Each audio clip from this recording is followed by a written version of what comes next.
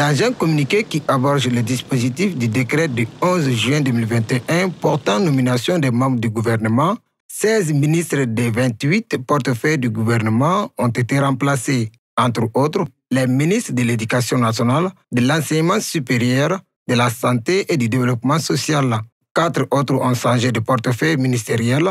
C'est le cas de Moussa Ag Atayer, précédemment ministre de la Jeunesse et des Sports. Il occupe désormais le département des Maliens établis à l'extérieur et de l'intégration africaine.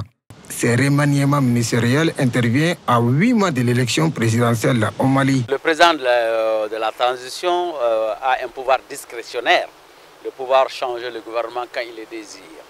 Et cela est clair.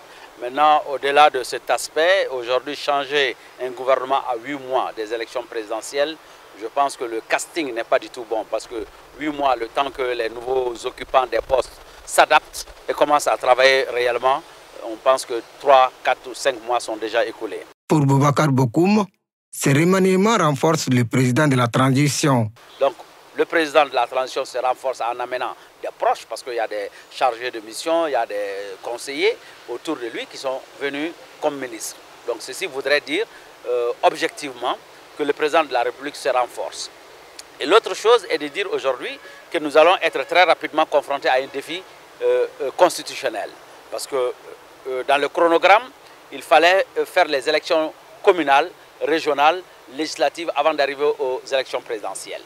Ça va être très compliqué parce qu'une fois que la Constitution va être promulguée, qui va encore piloter? Parce que la posture du président de transition et la posture du président de la République sont deux choses différentes. Donc il va falloir résoudre très rapidement cette équation, ce qui nous fait croire en tant qu'analystes qu'il y a de fortes chances qu'on anticipe par les élections présidentielles, ce qui n'est pas une bonne chose politiquement. Mais pour gérer ce gap, je pense qu'aujourd'hui, les autorités de la transition sont en train de préparer pour décaler effectivement les élections. Le M5 RFP qui était représenté par plusieurs ministres n'a plus que le chef du gouvernement et le ministre de la Refondation. Selon Boubacar Bokoum, ces changements dénotent d'un divorce entre les partis. Parce que si je fais le décompte, je vois qu'il y a M. Choguel Kokala Maïga et Ibrahim Ikassa.